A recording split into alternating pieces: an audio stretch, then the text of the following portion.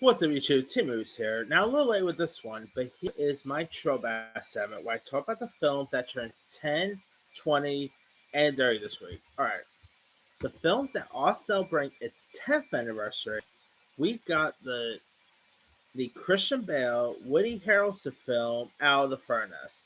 Now, this movie also stars the likes of Casey Affleck, Zoe Saldana, Forrest Whitaker, William Dafoe, Sam Shepard, and the film is about Pennsylvania steel mill worker Russell Bates, played by Christian Bale, and his Iraq veteran brother Ronnie, played by Casey Affleck, who cannot really adjust to the civilian life.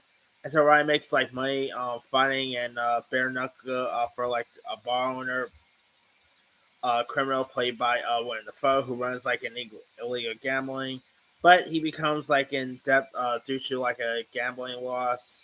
And of course, you got Woody Harrelson, who plays like the villain in this. And Out of the Furnace is actually very underrated. Like it was directed by Scott Cooper, who at the time also directed Jeff Bridges' Oscar win for Crazy Heart. He also did other movies like I believe he did Public Enemy, if I'm not mistaken, with Johnny Depp. He did. Oh yeah, he also did Antlers a couple years ago too. He also just directed that recent Christian Bale Edgar Allan Poe film that got released last year. So he's done some really decent stuff. Out of the First is really true. I mean, you also got Woody Harrelson, who is scary, and that's like maybe one of his best performances in recent years. I mean, he is just terrifying in this. Of course, Christian Bale's great. Casey Affleck was terrific. Really good and underrated film. If you guys never seen it.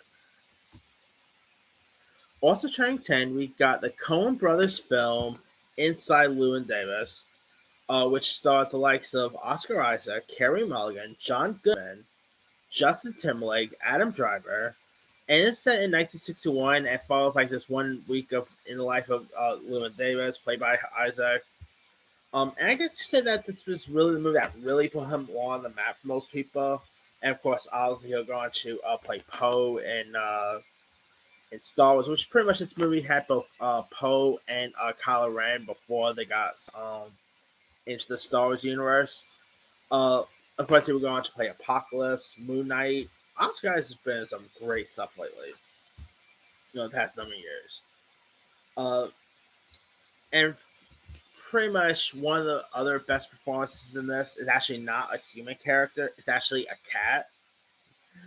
I mean, Oscars never really give us nominations to animals, but not gonna lie, that they could have given a nomination to the cat. Like, yeah, like Oscar Isaac's little chemistry with the cat is maybe one of the best like human/cat chemistry I've seen in a movie in recent years. It's maybe the cutest cat I've seen since like Goose came around in Captain Marvel, but and of course it has some good music in it. You got Justin Timberlake who's great in it. I mean, if you guys have not seen Inside Llewyn Davis, it's not really the Coen Brothers' best work, nothing like that. Obviously, that always goes to like the Big Lebowski and all. But go check out Inside Llewyn Davis. Some great music in it, great performances all around. It's a really magnificent film. Also, now turning 20 this week, we got the Edward Zwick action classic, The Last Samurai, starring Tom Cruise, who pretty much plays like a soldier turned samurai who befriends. Of course, you actually have Ken Watanabe, who like co-produced as like a soldier. Like, of course, you have like pretty much a chemistry between like Tom Cruise and Ken Watanabe here, who befriends each other and all. And of course, you got like Tony Goodwin, Haruki Sanada, Billy Connolly. It's a really okay film. I mean, I was never like too big with The Last Samurai, but Tom Cruise was always great in it. I mean, he's Tom Cruise, obviously. I believe Ken Watanabe got an Oscar nomination, if I'm not mistaken. I believe this is also the movie that really put Ken Watanabe on the map for most people. I mean, I know he was always big like in the Asian crowd and stuff, but he was never like big in like the U.S. crowd. And I feel like this is actually the movie that really got lots of U.S. audiences starting to notice him. And of course, he will go on to appear in 2014 Godzilla, Detective Pikachu. He's in that new Ansel Elgort series from Michael Mann. So he's been in some intriguing stuff. Definitely one of course one of Tom Cruise's best performances here. The action is really cool. I mean, if you guys haven't seen The Last Samurai, I don't love it as most people do, but it's a really decent film worth checking out. Also turning also turning 20, we got the Jessica Alba, Mackay Pfeiffer classic dance film Honey. Now, Honey stars Jessica Alba as Honey Danos, who dreams of making a name for herself as a hip hop choreographer.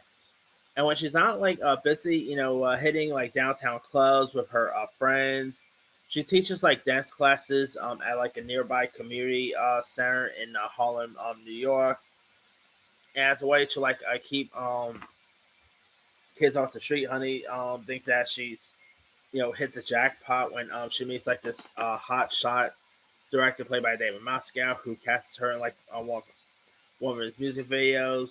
And he has a really decent cast in this. Of course, you have like Romeo, who at the time was just called Low Romeo. You had Missy Elliott popping up in this.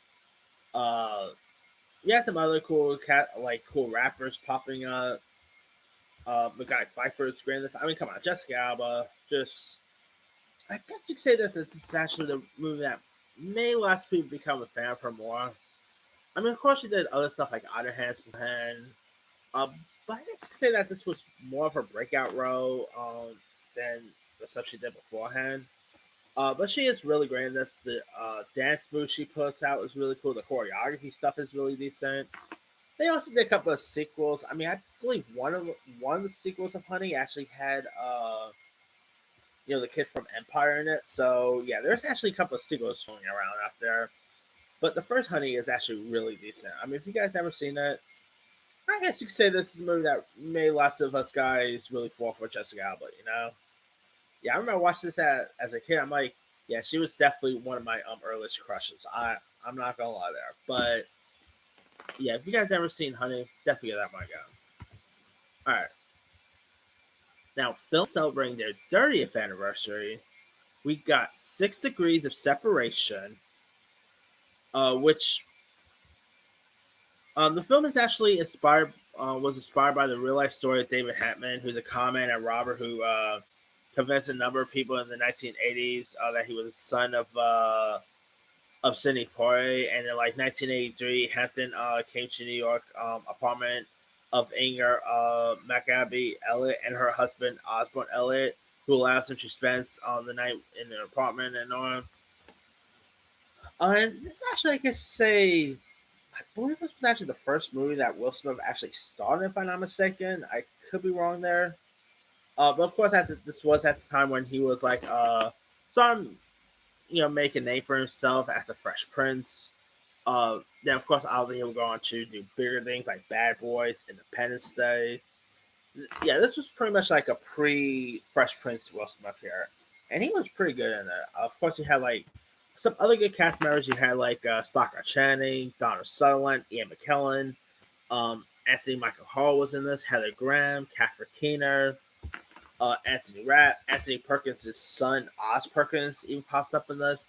I mean, it's a really decent flick worth checking out with great performances, and really showed that at the time Will Smith was just not the Fresh Prince. Like he could do other stuff at the time, and he really showed it. Obviously, he would go on to get an Oscar nominated for stuff like Pursuit of Happiness, Ali, an Oscar win for King Richard, and even did an Oscar slap, obviously. But that's another topic for another time. But that aside, 6 Degrees is actually a really decent little flick. Like, if you really want to see like one of early like Will Smith's earliest roles, definitely give this one a go. And surprise, surprise, no Kevin Bacon popped up in it either. Anyway, now other films turning on 30, we actually got a couple of sequels here. First up, we got Sister Act 2, Back in the Habit, which was directed by Bill Duke and was a sequel to 1992 Sister Act. And it's loosely based on the life of the Crenshaw High School core instructor Iris Stevenson. And the story sees Whoopi Goldberg reprising her role as Delon Vaughn Coffer as she finds herself coming to the aid of her nun friends who needs her help to save her school back. And while I admit, I was not ever a fan of Sister Act 2. The first Sister Act is great. The sequel is a little lopsided in my opinion. But hey, Whoopi Goldberg's always great in this. You had Maggie Smith, Kathy the Jimmy also is in this. There's of course, if you don't know, there is talks about Sister Act 3, which that's being talked about for a while. Who knows if that's ever still happening? Like I remember the last story is that Top Perry was attached to. I think produced it. There's even like a weird fake poster floating around with the likes of Whoopi Goldberg, Kiki Palmer. Don't ignore that. Ignore that post. It's fake. Who knows if it's actually coming out? But of course, we did have Sister Act too, and there was also a Broadway show as well. So, hey, who doesn't love movies about nuns? Come on. So yeah, and who just doesn't love Maggie Smith as a nun? You know, she's always iconic. Now, another sequel that turns dirty, we got Wayne's World 2, starring Mike Myers, Dana Carvey, the follow up to 1990 one's Wayne's World, which of course is actually the first movie that Mike Myers actually starred in. Of course, at the time he was like very popular on SNL fame. He will obviously go on to play like Austin Powers, Shrek, and stuff. I believe he was still on SNL at the time when this came out too. Uh, while not as good as the first Wayne's World, the sequel definitely has some promises to it. I mean, it actually had some really fun like supporting players. Like it had Tim Mells playing Sammy Davis Jr., which I thought was really funny. Like you also had like a cameo by Steven Tyler, a very young Drew Barrymore, Jay Leno. You had like Chris Farley popping up, Tia Carrera, who did not have a crush on Tia Carrera. Come on. Christopher Walken was great in this. If you guys don't know much about the sequel here, it once again have Mike Myers coming back as Wayne Campbell, who has like a dream in which Jim Morrison tells him to like put on a rock concert, and him and fellow late night TV star Garth Alger, played by Dana Carvey, try their hands at promoting it, and like several music acts also show like a little interest, leaving the pair uncertain about their ability to like put on a successful show. And of course, you have Tia Carrera, who plays Cassandra, who's actually Wayne's rockstar girlfriend. And of course, her manager is played by Christopher Walken. And sadly, no cowbells is in this. Bring Christopher Walken, SNL fans, you'll get what I'm talking about there. But Wayne's World 2 definitely has some really fun music. It's just as entertaining as the first film. I mean, I just love Wayne's World. Of course, if you guys ever seen like Wayne's World SNL skits, highly recommend them. I mean, Mike Myers and Dana Carvey together, both hilarious to watch. So yeah, it's a really fun film. We're checking out. All right. Now also Train Dirty is a movie called Geronimo, American Legend. Where like following the expansion of the U.S. into the Southwest, the Outbash Indians are forced onto the revelation to live like out their lives in like as lowly corn farmers, and while like many resign themselves to like this fate, several Appalachians, including Geronimo, played by West Study, refuse equality, and hoping to like quell a major rebellion. General Crooks, played by Gene Hackman, dispatches over 5,000 U.S. cavalry soldiers, led by Lieutenant Charles Gatewood, played by Jason Patrick, to hunt Guillermo and his men. It's I remember watching this. I probably saw this on TV sometime, but I was bored out of my mind when I first saw this. I mean, I love Gene Hackman. Wes Studi, who of course will go on. I believe he was in Dancing with Wolves, if I'm not mistaken. I'm never been a fan of that. Of course, he was in like Avatar. I don't know. It's just not. I was never a fan of it. So yeah, but that's pretty much it there. Let me lead you guys. Which of these films stand out to you the most? To me, the 10-year one is either out of the first is good. I'm going to go Inside Llewyn Davis. The 20-year one, I like Tom Cruise. I like The Last Samurai.